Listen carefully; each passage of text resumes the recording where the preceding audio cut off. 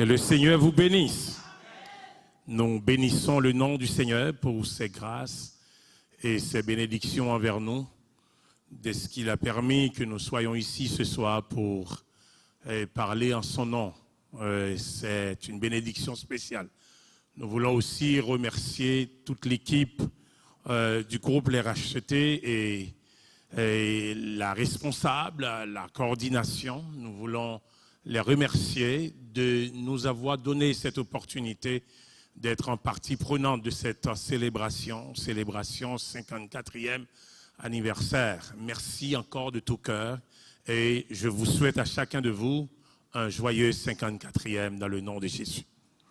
Amen. Je suis ici pour vous parler dans ce psaume, le psaume 145, où vous avez tiré le texte qu'on a devant nous pour réfléchir avec vous ce soir. Psaume 145, verset 3, verset 4, les deux versets qui ont été lus d'ici quelques minutes. Ce soir, nous allons vous parler sur la louange. Le texte nous dit « L'Éternel est digne ». Il est digne d'être loué. Il est digne de louange. Et il est grand et sa grandeur est insondable. Ce soir, je viens vous dire que Dieu est la seule personne qui mérite d'être adorée, qui mérite d'être louée. Et Dieu mérite à juste titre d'être célébré. Et ce soir, je pourrais vous poser la question de façon anodine. Si je vous demandais, adorez-vous Dieu? Vous allez me demander, pasteur, c'est quoi cette question? Parce que si on est ici ce soir, c'est parce qu'on veut louer Dieu, on veut adorer Dieu. Mais ma deuxième question, c'est quelle est la valeur, ou bien quelle est la véritable raison de votre louange? Pourquoi vous louez Dieu? Qu'est-ce qui vous pousse à louer ce Dieu et à célébrer ce Dieu? Il y a plusieurs psaumes à travers la Bible qui donnent des raisons d'être. Pourquoi la louange? En regardant le psaume 95, nous voyons que la louange implique ce qu'on appelle à la fois la joie et la révérence. Quand on loue Dieu, ça demande un cœur joyeux, ça demande aussi un cœur qui respecte Dieu et qui célèbre Dieu. Et cette louange est toujours suivie d'une réponse à travers le psaume 95. Si on regarde le psaume 96, qui est la véritable louange, ça pose la question, nos louanges fait quoi? Nos louanges exaltent le nom de Dieu, nos louanges étendent le royaume de Dieu, nos louanges expriment la grandeur de Dieu, nos louanges aussi expriment la venue de notre Seigneur. Mais si on prend le psaume 145, le psaume que nous avons devant nous ce soir, et nous trouvons la raison de la louange dans ce psaume. Et nous voyons que la louange a été conçue pour avoir un impact radical sur la vie de chacun de nous. Un impact radical sur la vie de celles qui lisent ce psaume. Et ce psaume qui est le psaume de David. David commence chaque lettre, chaque verset de ce psaume par une lettre différente de l'alphabet hébreu. Donc on appelle ce psaume une sorte d'acrostiche, à savoir David utilise l'alphabet hébreu pour citer chaque verset à travers ce psaume. Donc c'est un psaume qu'on comprend que David a fait un exercice extraordinaire pour pouvoir traduire sa pensée en gardant en mémoire au début de chaque verset une lettre de l'alphabet hébreu. Donc ce psaume pourrait être considéré aussi comme un chant nouveau. Le psaume 145, c'est un joyau qu'on dit, ce joyau, c'est la couronne de louange de David. C'est le psaume qui conclut même, l'expression que David veut exprimer pour son Dieu. C'est le dernier psaume auquel le nom de David a été associé. C'est le dernier psaume que le nom de David a été associé. Et on aurait pu titrer ce psaume, psaume de louange. Et dans ce psaume, David, mis à part, et dans un but spécifique pour louer Dieu. David n'a pas d'autre mission, n'a pas d'autre responsabilité pour louer Dieu. Le psaume commence avec la louange, le psaume termine avec la louange. Au milieu de ce psaume, on trouve la louange. La louange est attribuée à Dieu seul dans ce psaume. Dès le début du psaume, David dit « Je t'exalterai mon Dieu ». Au verset 1er et à la fin du psaume, au verset 21, David dit que ma bouche publie ta louange, Seigneur. David commence le psaume avec la louange et David termine le psaume avec la louange. Donc ce soir, ma question, eh bien, je pourrais vous poser cette question, pourquoi, eh bien, David exprime cette dimension de louange à travers le psaume 145. Je voudrais regarder avec vous quelques raisons ce soir. Quelques raisons pourquoi l'Éternel est digne d'être loué. Pourquoi notre Dieu mérite la louange. Pourquoi notre Dieu mérite l'exaltation. Pourquoi notre Dieu est digne de louange. Je vais utiliser cette expression pour expliquer la raison de louange. Pourquoi David a exprimé son cœur, a laissé son cœur parler à travers ce psaume pour démontrer pourquoi notre Dieu mérite d'être loué. La première raison que David donne pour exprimer sa louange, dans le psaume 45, les 2 premiers versets, David dit « Je t'exalterai, ô mon Dieu, ô mon roi ». Donc la première raison, je vais dire que, notre Dieu mérite la louange à cause de sa position. Notre Dieu mérite la louange à cause de sa position. David dit, tu es mon Dieu, tu es mon roi. Donc le fait que pour David, Dieu est son roi, David en tant que roi de Dieu, adore le Dieu Tout-Puissant comme le roi qui est au-dessus de lui. Comme le roi qui commande sa vie. Exalté, que David utilise ici le verbe, ça signifie placer, au-dessus de tous les autres. C'est l'expression de la plus grande admiration possible. Lorsque David dit, je t'exalterai. David met Dieu au-dessus de tout. C'est quoi le rôle d'un roi? C'est quoi le mandat d'un roi? Un roi, c'est celui qui a le droit de vie ou de mort sur son sujet. Un roi, c'est celui qui a le dernier mot, d'une situation. Tout le monde peut parler, mais si le roi n'a pas encore donné son feu vert, si le roi n'a pas encore donné son approbation, si le roi n'a pas encore donné son autorisation, pas grand rien qu'à passer, je n'en dis le créole noir, si Marie pas monter, si Marie pas descendre, tout en roi, papa, pas parler. David dit, tu es mon Dieu et mon roi. David a exprimé ça, David a compris que dans sa vie, il y avait beaucoup d'embûches. Dans sa vie, il y avait beaucoup de difficultés. Dans sa vie, il y avait beaucoup de menaces. Mais le roi qui est au-dessus de lui a contrôlé sa vie. Le roi qui est au-dessus de lui n'avait pas donné l'autorité à Saül de le tuer. Le roi qui est au-dessus de lui n'avait pas donné l'autorité à Absalom, son fils, de l'éliminer parce que sa vie est contrôlée par son roi, sa vie est dominée par son roi, sa vie est gérée par son roi, tout autant que son roi est puissant, tout autant que son roi est présent, donc sa vie est gérée, sa vie est contrôlée, sa vie est dirigée, sa vie est dominée, personne n'a autorité sous sa vie. David dit, je te loue, je t'exalterai, ô mon Dieu, ô mon roi. David veut dire que notre louange à Dieu sera toujours éternelle. Dans ces 2 versets, non seulement David dit le Seigneur est mon Dieu et mon roi, David utilise aussi l'expression à toujours et à perpétuité. À savoir que David dit la louange sera toujours là et la louange sera éternelle. La louange qu'on donne à notre Dieu, elle est la dimension de notre Dieu parce que notre Dieu est un Dieu éternel. Notre Dieu est un Dieu qui est là toujours. Donc notre louange sera toujours là. La louange, c'est la seule activité, chers amis, que nous sommes appelés à faire maintenant et que nous continuerons à faire dans l'éternité. C'est la seule activité que nous sommes appelés à faire aujourd'hui, à faire demain, à faire tout le reste de notre vie et que nous continuerons à faire encore dans l'éternité. HelloFresh, c'est bien plus que des recettes. C'est des moments avec des gens qui nous sont chers. C'est de la création, des éclats de rire, des apprentissages et de la complicité. Bon appétit! HelloFresh, c'est du bonheur qui se partage. Nous prions maintenant, mais il y aura un temps où nos prières ne seront plus nécessaires. Il y aura un temps où nos prières ne seront plus nécessaires.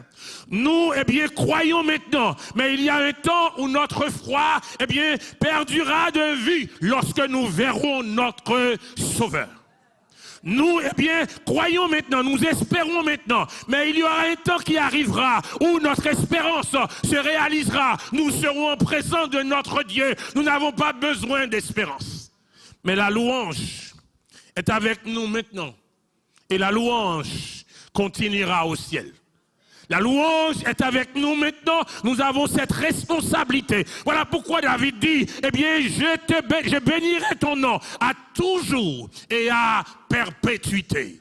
À toujours et à perpétuité. Et David insiste pour dire, chaque jour, mon Dieu, je te bénirai. Chaque jour, mon roi, je te bénirai. Et je célébrerai toujours ton nom et à perpétuité. Ce soir, ma question, est-ce que l'Éternel est votre roi? Est-ce que l'Éternel est votre Dieu? Si l'Éternel est votre roi, tout comme David, élevez vos voix, dit Seigneur, j'exalterai ton nom parce que tu es mon roi. J'exalterai ton nom parce que tu es mon Dieu. J'exalterai ton nom parce que tu es mon Rédempteur. J'exalterai ton nom. Tu es mon Sauveur. Donc, à cause de la position de Dieu, notre Dieu mérite la louange. Nous devons le louer chaque jour.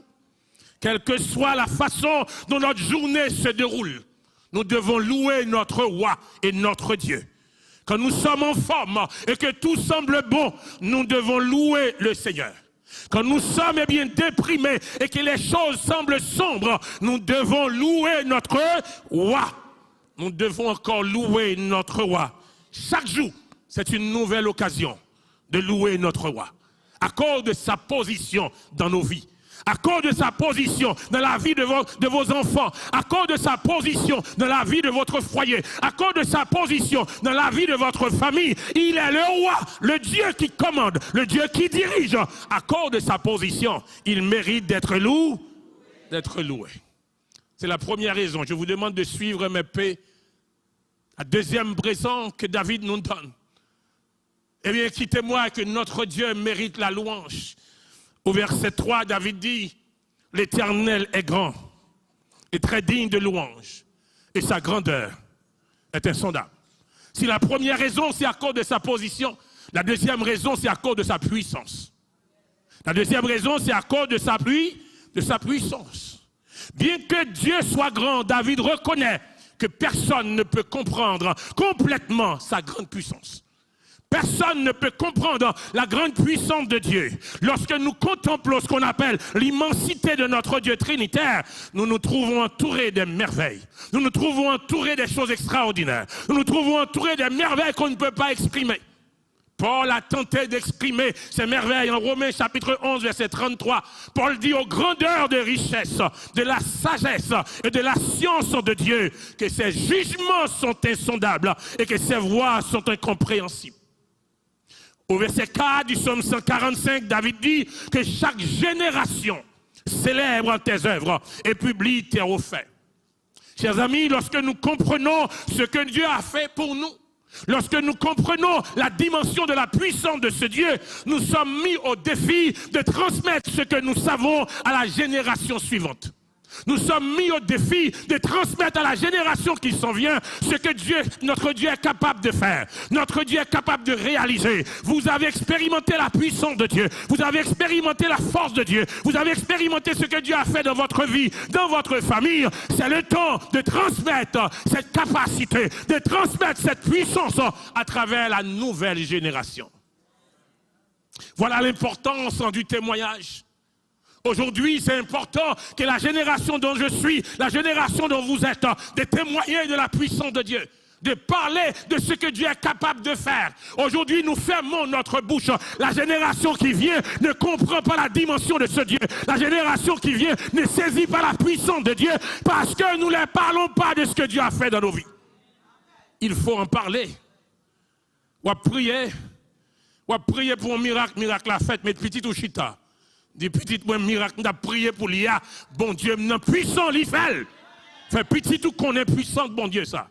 Ou t'as prié pour un projet à réaliser, pas prendre pour compte tout, mais petit ou chita. Des petites moins, c'est pour projet, ça m'a prié. Bon Dieu est capable, bon Dieu a puissance, bon Dieu est grand, il mérite honneur, puisque bien projet à réaliser, on a uni nous pour nous bailler, bon Dieu, sa gloire. Transmettre sa capacité, bon Dieu. Transmettre sa bon Dieu fait. Et bien que chaque génération célèbre tes œuvres. Pour que cette génération puisse célébrer les œuvres de Dieu, il faut qu'il y ait quelqu'un qui parle de ce que ce Dieu est capable de faire. Il faut qu'il y ait quelqu'un qui témoigne de ce que ce Dieu est capable de faire. David dit au verset 5-6, je dirai la splendeur glorieuse de ta majesté. Chers amis, lorsqu'une génération entend parler de Dieu, lorsqu'une génération saisit la grandeur de ce Dieu, la puissance de ce Dieu, il y a des résultats, il y a des produits, ça produit des effets. Au verset 5-6, il dit, je dirai la splendeur glorieuse de ta majesté. Moun qui témoigne sa bon Dieu fait, la palais de grandeur bon Dieu, la palais de majesté bon Dieu, la palais de sa bon Dieu qu'a fait. Il dit, je chanterai tes merveilles. On parlera de ta puissance redoutable et je raconterai ta grandeur. Il y a même pensé, ma soeur, à chaque monde qui l'a ta main, que foyer au transformé en milieu côté, la louange de Dieu prend place.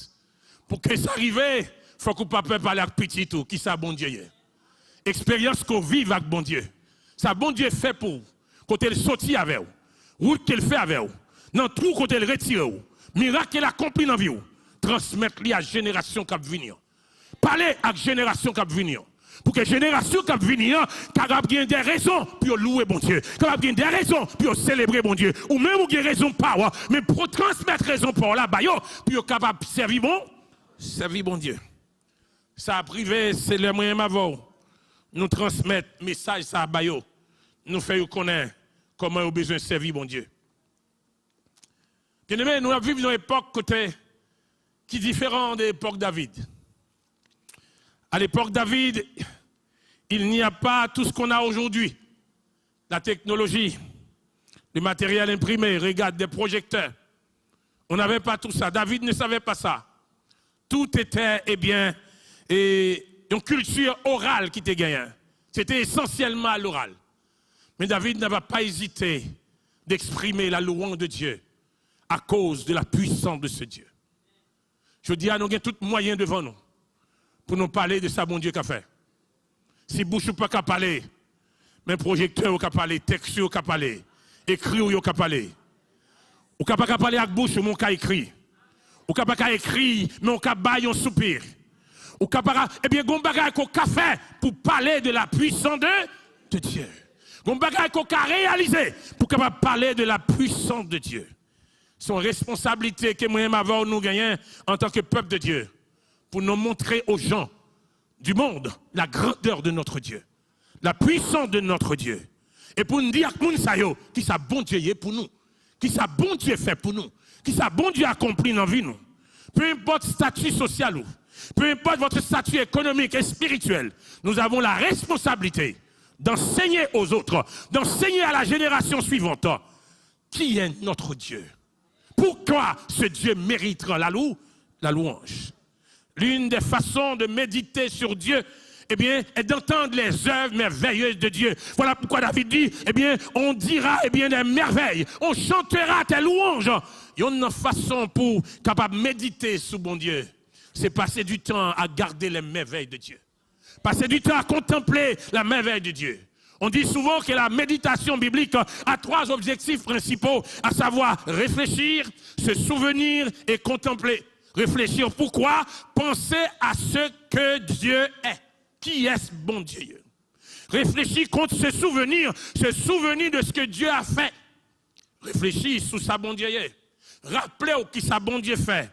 Et prends temps pour contempler sa bon Dieu dit. Prends temps pour contempler sa bon Dieu dit. Donc ce soir, non seulement à cause de la position de notre Dieu dans ma vie, dans votre vie, en tant que roi, en tant que Seigneur, nous devons, il est digne de louange, mais à cause de sa puissance. de ce qu'il a fait, de ce qu'il est capable de faire, de ce qu'il a accompli dans ma vie, dans votre vie. Notre Dieu est digne de louange. Troisième raison, suivez encore mes paix. Au verset 7, verset 9, David dit ceci dans ce psaume 45. Qu'on proclame le souvenir de ton immense bonté, soulignez sa bonté, et qu'on célèbre ta justice, soulignez sa justice. L'Éternel est miséricordieux, soulignez ça, miséricordieux. L'Éternel est compatissant, soulignez ça, compatissant. Lent à la colère et plein de bonté. L'Éternel est bon envers tous et ses compassions s'étendent sur toutes ses œuvres. Quand on regarde cette déclaration, nous disons la troisième raison, eh bien, qui témoigne que notre Dieu est digne de louange, c'est à cause de sa personnalité, à cause de sa position, à cause de sa puissance, à cause de sa personnalité. Le texte, le verset 7, verset 8, verset 9, décrit bien ce qu'on appelle la personnalité de Dieu. Lorsqu'il dit notre Dieu, eh bien on proclame ton immense bonté. Notre Dieu est un Dieu qui est bon. Qu'on célèbre ta justice. Notre Dieu est un Dieu qui est juste. Notre Dieu est miséricordieux et compatissant. David célèbre la personnalité de Dieu. Ce soir, est-ce que ce Dieu est personnel dans votre vie? Comment avez-vous expérimenté la bonté de Dieu? Comment avez-vous expérimenté la justice de Dieu? Comment avez-vous expérimenté la miséricorde de Dieu? La compassion de Dieu? Comment avez-vous expérimenté dans les moments difficiles? Comment Dieu vous a porté, vous a protégé? Comment Dieu a été miséricordieux envers vous? Comment Dieu a été lent avec vous? Eh bien, dans sa colère, lorsque vous avez mérité le châtiment, comment Dieu a pris la patience avec vous pour vous porter à main forte et à bras étendus? David savait, eh bien, comment Dieu l'a protégé, comment Dieu l'a secouru dans sa personnalité. David dit, à cause de ta bonté, à cause de ta justice, à cause de ta miséricorde, à cause de ta compassion, tu es digne. Tu es digne. Tu es digne. Tu es digne parce que tu es bon. Tu es digne de louange parce que tu es juste. Tu es digne de louange parce que tu es miséricordieux. Tu es digne de louange parce que tu es compatissant. Tu es digne de louange parce que tu es lent à la colère. Tu es digne de louange parce que tu es plein de bonté. Je dis à une personne dans cette salle-là qui n'a pas témoigner la bonté de Dieu. L'on témoigner la bonté de Dieu, quand on arrive, on doit mourir, mais bon Dieu est bon avec vous. Il y a des choses qu'on fait, on ne doit pas exister encore, mais bon Dieu est bon avec vous. Il y a quand on tombe, on ne doit pas vivre encore du tout, mais bon Dieu est bon avec vous. Il y a l'hôpital qu'on rentre, on ne doit pas sortir vivant, mais bon Dieu est bon avec vous. Il y a une maladie qui frappe, on ne doit pas camper encore, mais bon Dieu est bon avec vous. Et à cause de sa personnalité, de sa bonté, de sa justice, de sa compassion, de sa miséricorde, il est digne de louange.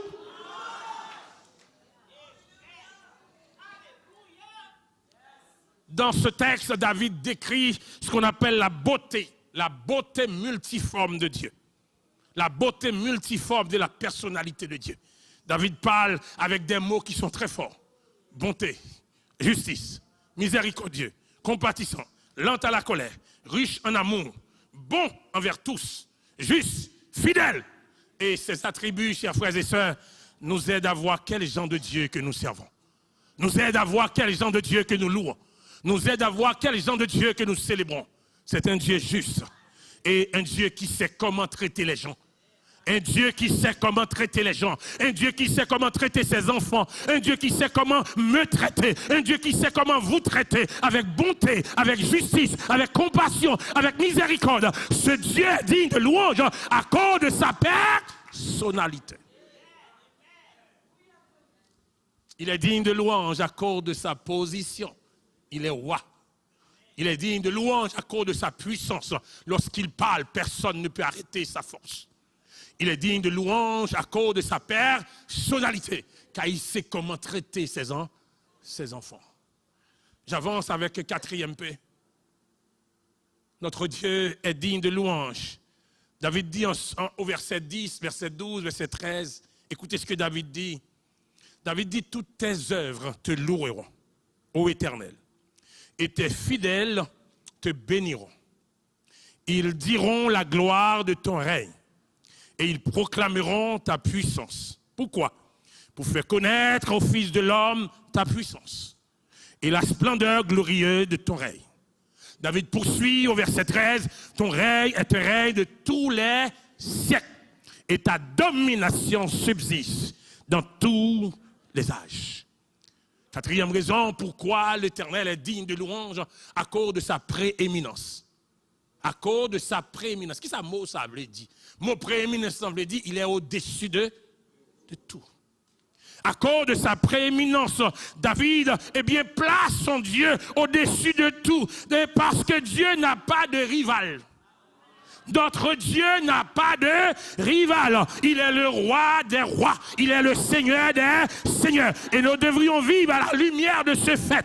Vous et moi, nous devons vivre à la lumière de cette réalité que notre Dieu est le Dieu des dieux. Que notre Dieu est le roi des rois. Que notre Dieu est le Seigneur des seigneurs. Il n'a pas de rival. Il domine tout. Si le Seigneur n'avait pas dominé ta situation, peut-être vous ne serez pas là ce soir. Si le Seigneur n'avait pas dominé les fléaux de la vie qui vous a frappé, peut-être vous ne serez pas là ce soir. Si le Seigneur n'avait pas dominé votre maladie, ce soir vous ne serez pas là. Si le Seigneur n'avait pas dominé les flèches de l'ennemi qui ont été envahies, dans votre maison, peut-être ce soir vous ne serez pas là. Il est au-dessus de... Notre Dieu n'a pas de rival. Il n'a pas de rival. Il est au-dessus de tout. Il est prééminent. À cause de sa prééminence, nous devons louer ce Dieu. Un complot ennemi en fait pour... Si bon Dieu n'a pas dominé le complot, on est capable là. Il y a une stratégie qui est ennemi en fait pour l'éliminer. C'est parce que le Seigneur là, il est au-dessus de tout bas. Il y a un plan qui est fait pour éliminer famille, pour éliminer petit, pour éliminer mari, pour éliminer madame. Mais parce que bon Dieu là, il domine toute bagaille, complot à papa, il ne va pas passer. Il y a une expédition faite, peut-être je dis ou pas là encore. Mais votre Dieu est au-dessus de tout. Il n'a pas de rival. Voilà le Dieu que vous servez ce soir. Voilà le Dieu que vous adorez ce soir. L'homme a un rival. Au monde qui dit, moi, l'on pense aux experts dans un bagage qu'on est au monde qui ne connaît pas ça. L'on pense aux experts dans un domaine qu'on est au monde qui existe et qu'on ne connaît pas ça. Mais quant à notre Dieu, il n'y a personne qui est au-dessus de notre Dieu. Il n'y a personne qui peut dépasser notre Dieu. Il n'y a personne qui peut dominer notre Dieu. Il domine tout car il est au-dessus de... David dit dans ces versets, on va, ton règne est un règne de tous les siècles. Le règne de Dieu, ce n'est pas un règne pour 10 ans. Le règne de Dieu, ce n'est pas un règne pour 15 ans. Le pouvoir de Dieu, ce n'est pas un pouvoir pour 8 ans. Le pouvoir de notre Dieu, ce n'est pas un pouvoir pour 10 ans. Mais le pouvoir de notre Dieu, c'est un pouvoir qui règne de tous les siècles. Le texte dit la domination subsiste dans tous les anges. C'est-à-dire, bon Dieu nous a dominé en l'air, il dominait à terre. Bon Dieu nous a dominé dans le nord, il dominait dans le sud. Bon Dieu dominé dans l'est, il dominait dans l'ouest. Que on cherche dans l'est, bon Dieu là, que on cherche dans l'ouest, bon Dieu là, que on cherche dans le nord, bon Dieu là, que on cherche en haut, bon Dieu là, que on cherche en bas, mon Dieu là, parce que domination, son domination de tous les... Oui, notre Dieu est digne de louange à cause de sa position. Notre Dieu est digne de louange à cause de sa puissance. Notre Dieu est digne de louange à cause de sa prééminence. Notre Dieu est digne de louange. Notre Dieu est digne de louange. Est-ce que vous reconnaissez ça, que le Seigneur est digne de louange? Il est digne de louange. Il est digne de louange. Dis ça avec moi, il est digne de louange. À cause de sa position, à cause de sa puissance, à cause de sa persona, à cause de sa prééminence, il est digne de louange. Mais avancez. Mais avancez. Mais avancez. Alléluia.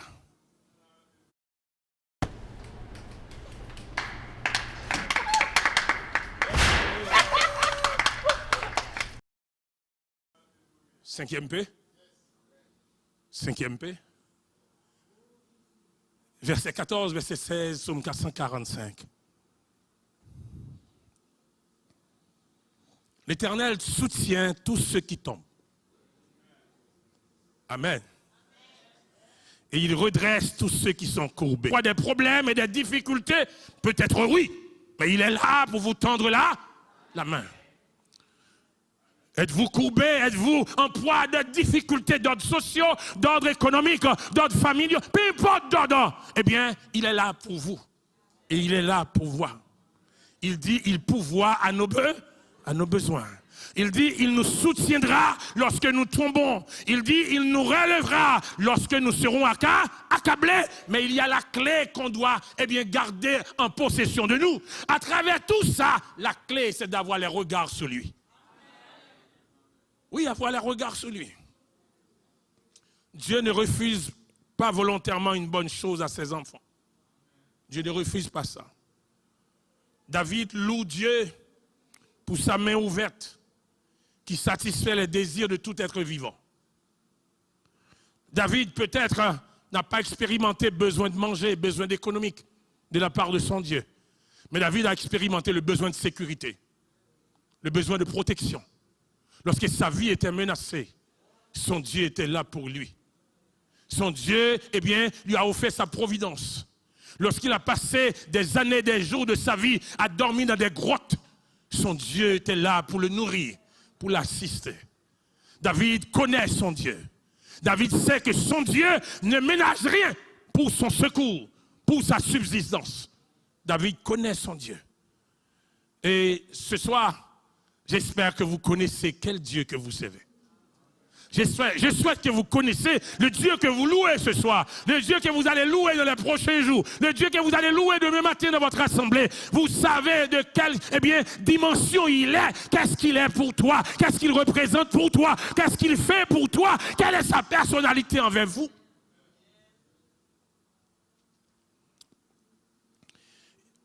Il y a une histoire qui est intéressante dans la Bible, c'est l'histoire d'Élie et des corbeaux. Dieu a envoyé des corbeaux pour apporter de la nourriture à son serviteur, alors qu'Élie était caché pour Akab au bord d'un ruisseau.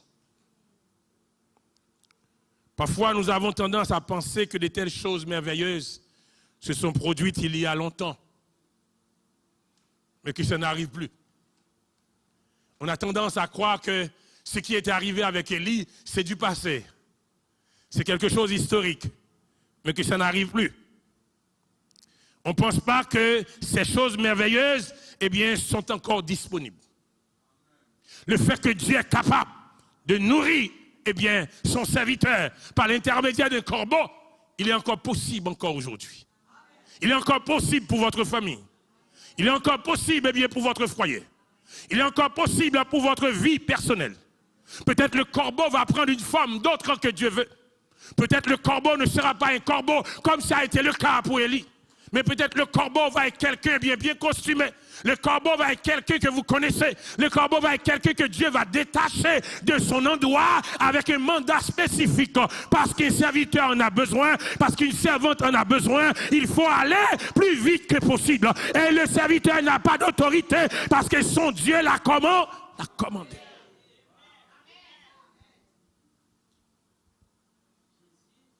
Notre Dieu dit dans Psaume 445, il va manger, rassasier, il rassasier mon, il qu'on rassasier mon. Il qu'on va nourriture à souhait, il qu'on rassasier mon. Il racontait l'histoire d'un missionnaire.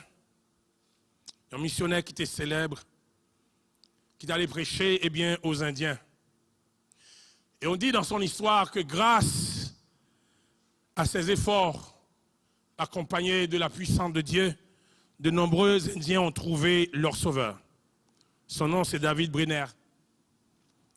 Il dit c'était un homme de prière, cet homme. Mais dans son journal, il a raconté ses expériences au cours de ses nombreux voyages. Et il mentionne souvent comment le Seigneur a entendu et a exaucé ses prières. Un jour, David dit, lors de ses nombreux voyages pour visiter une tribu indienne, il fut surpris par une violente tempête. Il chercha un endroit pour s'abriter et finit par en trouver un dans le tronc creux d'un très grand arbre. La cherche un côté pour le cacher pendant la tempête là. C'est nos grands pieds bois, un petit tronc qui ont creux là-dedans, là, le caché dans le creux. Il rentre dans le creux pied bois, il est caché là. David dit, pendant qu'il était là, il a prié pour les Indiens. Et aussi, il a prié pour que le Seigneur prenne soin de lui. Et il priait pour mon Dieu répondre à besoin. Tempête là, terrible. Et c'est non petit trou qui est dans le pied bois. David caché col. David priait pour que bon Dieu prenne soin. Mais d'où ça bon Dieu t'a fait pour Élie, il a fait toujours. Ça bon Dieu t'a fait pour Élie, il a fait toujours. Ça bon Dieu t'a fait pour Élie, il a fait pour moi encore. Il a fait pour moi encore.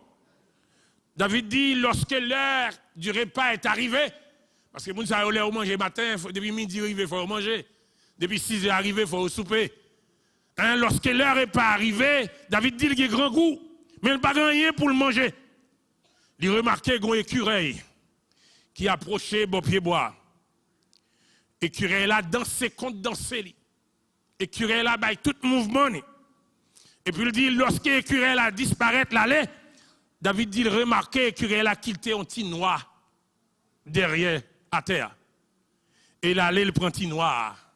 Noir, ça a été considéré comme dîner pendant temps ça. David dit dans le journal, il dit, tempête là a duré 3 jours. Et pendant 3 jours, ça, chaque jour, l'écureuil là vient déposer un noix au même endroit, à la même heure, pour que David joue un dîner pour le manger. L'écureuil là sont bêtes que liés. Mais maître là qui contrôle l'espace. Le Seigneur contrôle les temps et les circonstances. Jean-Daniel dit dans Daniel 2, verset 21. Il est celui qui contrôle les temps et les circonstances. L'Éternel bat avec écureuil, ça a un mandat. Il dit écureuil là aussi longtemps que serviteur non, il n'a trop boire. Faut le joindre un bagage pour le manger chaque midi. Et écureuil là obéit à l'ordre du Seigneur. Chaque midi, écureuil là le déposer. Il y a un noir pour David. Parce que David, bon Dieu connaît David dans trop bois. Il va écureuil là l'ordre. Va déposer ce petit noir. Parce que mon serviteur en a besoin. Le Seigneur mérite louange parce que c'est son Dieu qu'on fait provision.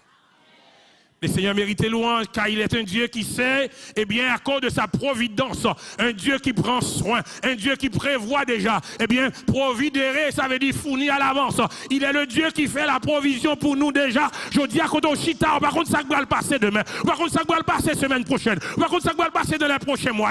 Mais notre Dieu prépare déjà la provision pour votre vie, que ce soit spirituelle, morale, sentimentale, économique. Notre Dieu pourvoit déjà à vos besoins. À cause de sa position, il est digne de loup. À cause de sa puissance, il est digne de loup. À cause de sa personnalité, il est digne de loup. À cause de sa prééminence, il est digne de loup. À cause de sa providence, il est digne de loup. Suivez mon prochain P. Mon prochain P. Verset 18, verset 19. Psaume 145. L'Éternel est près de tous ceux qui l'invoquent. Vous êtes avec moi? Vous êtes là? L'Éternel est près de tous ceux qui l'invoquent avec. Il accomplit les desseins de ceux qui les craignent. Il entend leurs cris et il les sauve. L'Éternel dit là, soya. Il est près de tous ceux qui l'invoquent. Libokoto la konya. Il est près de tous ceux qui l'invoquent. Il est dans machine ou en konya. Il est près de tous ceux qui l'ont. Il est dans voiture ou la konya. Il est près de tous ceux qui l'ont. Il est dans maison qu'on doit habiter à Koulia. Il est dans job qu'on doit travailler à Kounia. Quand on y est allé, l'Éternel est digne de louange à cause de sa présence. À cause de sa présence. À cause de sa présence. Bien que notre Seigneur, il est le roi de l'univers, il est aussi très proche de moi. Il est aussi très proche d'eux. Lorsque vous vous sentez seul, David vous rappelle que vous n'êtes jamais seul. Lorsque vous pensez que vous êtes dans la solitude, David nous dit l'Éternel est près de tous ceux qui l'invoquent. Lorsque vous pensez dans vos prières, Dieu ne vous entend pas. David nous dit, l'Éternel est près de tous ceux qui l'invoquent. Lorsque vous pensez, vous priez pendant des années, mais il n'y a rien qui est arrivé. Est-ce que votre Dieu est là? David vient de vous dire ce soir, notre Dieu est près de tous ceux qui l'invoquent. Jean Calvin a fait la déclaration suivante que je vais vous lire. Il dit, les oppressions et les afflictions font pleurer. Les oppressions et les afflictions font pleurer. Mais il dit, les cris et les supplications font entendre Dieu. Oppression, affliction, ça font pleurer l'homme. Il n'y a qu'à faire me crier. Mais, l'aime pousser des cris, l'aime faire des supplications. Bon Dieu tend? Bon Dieu tendez. Il dit, les oppressions et les afflictions font pleurer l'homme. Mais les cris et les supplications font entendre Dieu. Ce soir, je viens de vous dire que votre Dieu est proche de vous. Et il est proche de moi. N'ayez pas peur. Vous n'êtes jamais seul. Quand il a dit non, jamais tout seul. Jésus, mon sauveur, me garde. Jamais il ne me laisse seul. Jamais. Jamais il ne me laisse seul. Tempête grondée, je ne suis jamais.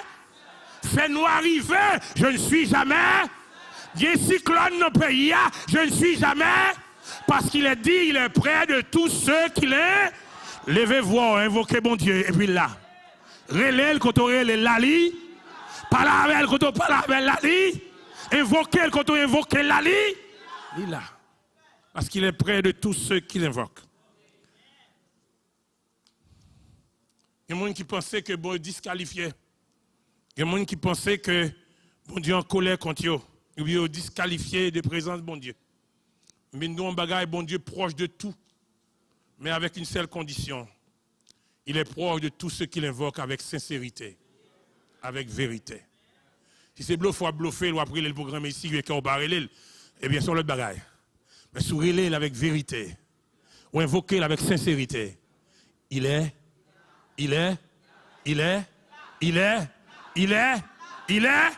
À cause de sa présence, il mérite l'adoration.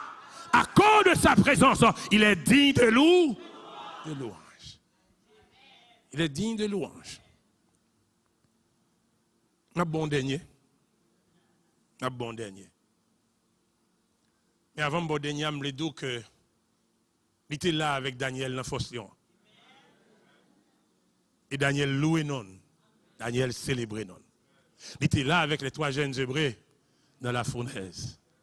Et ces messieurs, ils ont célébré non, ils ont loué non. Parce qu'il est près de tous ceux qui l'invoquent. Il était là avec Paul et Silas dans la prison. Lorsque ces hommes ont fait monter une louange d'extraordinaire, malgré les chaînes qui attachaient leurs pieds et leurs mains. Ils louent leur Dieu. Ils louent leur Dieu. Et Dieu a secoué la prison. Parce que bon Dieu, il là, côté les. Dernier, ça m'a bord. Dernier, paix m'a bord. Combien de paix m'a déjà là? M'a 6. M'a 6. Hein? M'a 6. M'a bord dernier. Vous voulez prendre dernier? Vous voulez me baouli? M'a bord dernier. Verset 20. Psaume 145, verset 20. Psaume 145, verset 20. L'Éternel garde. En d'autres termes, le texte dit, l'Éternel protège tous ceux qu'il aime.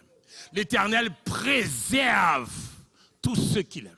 Mais Goumara qui a ajouté dans le fin verset ça, il dit, il détruit tous les méchants. Si il y a méchant là, c'est arrangé quoi? Si il y a méchant, si il y a des gens qui connaissent Jésus, si il y a des gens qui n'ont jamais encore accepté Christ, vous faites la catégorie des méchants, rangez quoi? Parce qu'il n'est pas préservé méchant. Il va préserver les méchants. L'Éternel est digne de louange à cause de sa capacité à me préserver. À cause de sa préservation. Il a une capacité pour le garder. Il a une capacité pour le prendre soin. Dieu préserve ceux qui sont sauvés et jugera ceux qui ne le sont pas. C'est à la fois réconfortant, c'est à la fois effrayant aussi. Le verset 20 du psaume 145, il est réconfortant pour ceux qui sont sauvés, mais il est effrayant pour ceux qui ne sont pas encore sauvés.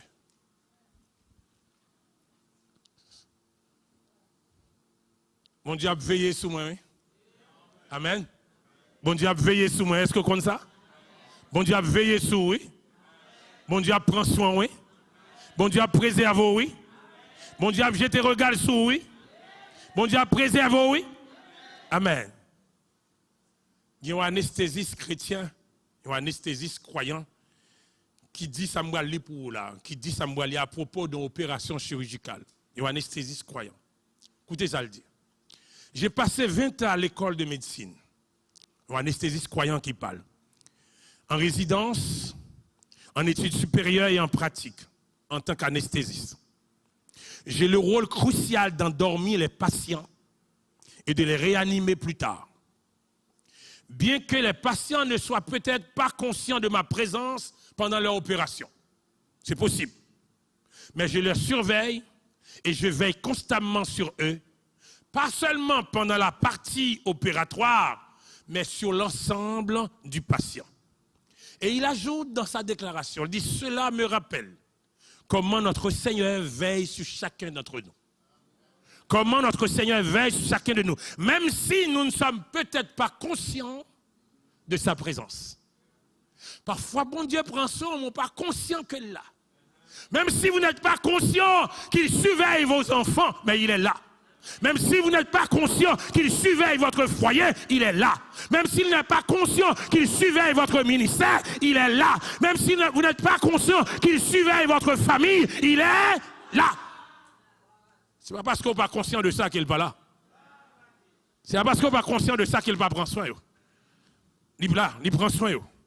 Et il surveille. Mais nous, aujourd'hui, il y a un bon Dieu qui ne peut pas prendre soin de petit lit, qui ne peut pas surveiller, il n'est pas bon Dieu.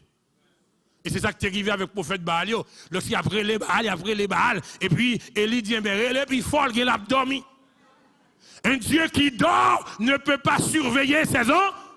Un Dieu qui n'a pas la capacité de préserver son enfant, eh bien il n'est plus Dieu. Un gardien humain qui dort, c'est normal, c'est humain, il est capable de dormir à midi, il est capable de dormir en plein sommeil, il a dormi, il n'a même pas fait de job. Mais bon Dieu, nous, on n'a pas de dormir. Il ne s'assoupit jamais, il ne s'endort jamais, il ne se laisse jamais distraire. Notre Dieu ne se laisse jamais distraire. Si l'ennemi pensait eh bien, qu'il est capable de me distraire, mais il n'est pas capable de distraire celui qui me surveille. Mon cap veille dans le pajam. Mon cap veille dans le pajam. Mon cap veille dans le pajam. Il est capable, il préserve. Il préserve. Il préserve. Et parce que notre Dieu ne sommeille jamais, parce que notre Dieu est toujours éveillé, moi avons nous qu'à dormir tranquille. Allô? Moi avons nous qu'à dormir parce que notre Dieu ne sommeille jamais. Parce que notre Dieu ne s'assoupit jamais. Donc on est capable de dormir. On est capable de dormir. Parce qu'il nous surveille. Vous savez, David conclut son psaume dans le verset 21. C'est le dernier verset du psaume. David conclut son psaume avec cette belle déclaration. Et la déclaration que David fait dans le verset 21, c'est comme si c'est un ordre que David passe à sa vie. Après que David a fini de constater que ce Dieu mérite l'adoration, la louange à cause de sa position. Ce Dieu mérite la louange à cause de sa puissance. Ce Dieu mérite la louange à cause de sa personnalité. Ce Dieu mérite la louange à cause de sa prééminence. Ce Dieu mérite la louange à cause de sa providence. Ce Dieu mérite la louange à cause de sa présence. Ce Dieu mérite la louange à cause de sa préservation. David dit que ma bouche proclame les louanges de l'Éternel. David dit, m'passe bouche moins l'ordre pour louer bon Dieu. M'passe bouche moins l'ordre que louer bon.